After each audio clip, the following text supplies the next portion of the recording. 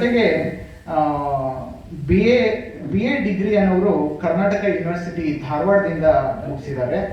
ಆಮೇಲೆ MA ಇನ್ sociology ಇದನ್ನ Kuvempu university ಶಿವಮೊಗ್ಗದಲ್ಲಿ ಮುಗಿಸಿದ್ದಾರೆ.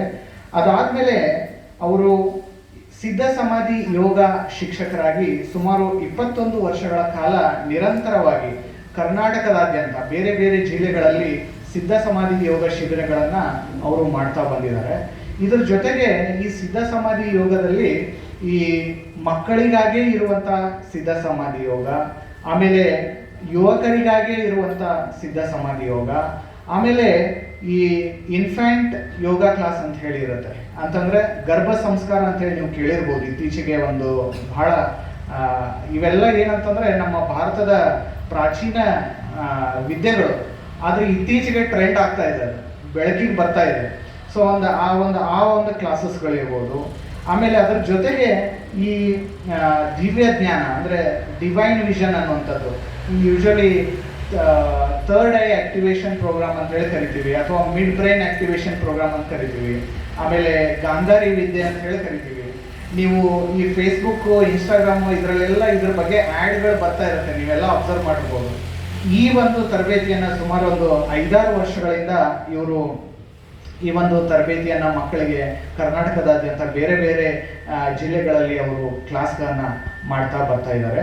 ಸೊ ಆ ಒಂದು ವಿದ್ಯೆಯನ್ನು ನಾವು ಈ ಮಕ್ಕಳಿಗೆ ಈ ಕಳೆದ 8 ದಿನಗಳಿಂದ ನಾವಿಲ್ಲಿ ಮಾಡ್ತಾ ಇದ್ದೀವಿ. ಸೊ ಹೀಗಾಗಿ ಅವರನ್ನು ಇನ್ನೊಮ್ಮೆ ಈ ಒಂದು ವೇದಿಕೆಗೆ ಹಾಗೂ ಈ ಸಂಸ್ಥೆಗೆ ಎಲ್ಲರ ಪರವಾಗಿ, ಮಕ್ಕಳ ಪರವಾಗಿ ಹೃತ್ಪೂರ್ವಕವಾದಂಥ ಒಂದು ಸ್ವಾಗತವನ್ನು ಕೋರ್ತಾ ಅವರ ಪರಿಚಯ ಕಾರ್ಯಕ್ರಮವನ್ನು ನಡೆಸ್ತೀವಿ.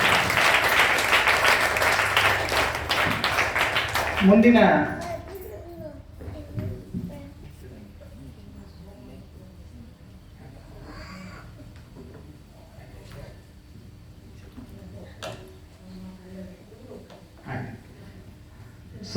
ನಮ್ಮ ಮುಂದಿನ ಮುಖ್ಯ ಕಾರ್ಯಕ್ರಮ ಈ ದಿವ್ಯ ಜ್ಞಾನ. ಇದರ ಒಂದು ಡೆಮೋ ಕ್ಲಾಸ್ ಇರುತ್ತೆ. ಅದಕ್ಕಿಂತ ಮುಂಚಿತವಾಗಿ ವೇದಿಕೆ ಮೇಲಿರುವಂಥ ಹಿರಿಯರನ್ನ ಗೌರವಿಸಿ ನಾವು ಈ ಕಂಪ್ಲೀಟ್ ವೇದಿಕೆಯನ್ನು ಗುರುಗಳಿಗೆ ನಾವು ಬಿಟ್ಕೊಡ್ತೀವಿ. ಅದಾದಮೇಲೆ ಕಂಪ್ಲೀಟಾಗಿ ಗುರುಗಳೇ ಈ ಕಾರ್ಯಕ್ರಮವನ್ನು ಮುನ್ನಡೆಸ್ತಾರಂತ ಹೇಳ್ತಾ, ಈ ವೇದಿಕೆ ಮೇಲೆ ಆಸೀನರಾಗಿರ್ತಕ್ಕಂಥ ನಮ್ಮ ಹಿರಿಯ ಜೀವಿಗಳು, ನಮ್ಮೆಲ್ರಿಗೂ ಅವ್ರನ್ನ ನೋಡೋದೇ ಒಂಥರ ಪುಣ್ಯ. 116 ವರ್ಷ ಅಂದ್ಕೊಳ್ಳೆ ನನಗೆ ಎದೆ ಹೊಡ್ಕೊಂಡ್ಬಿಟ್ಟೆ.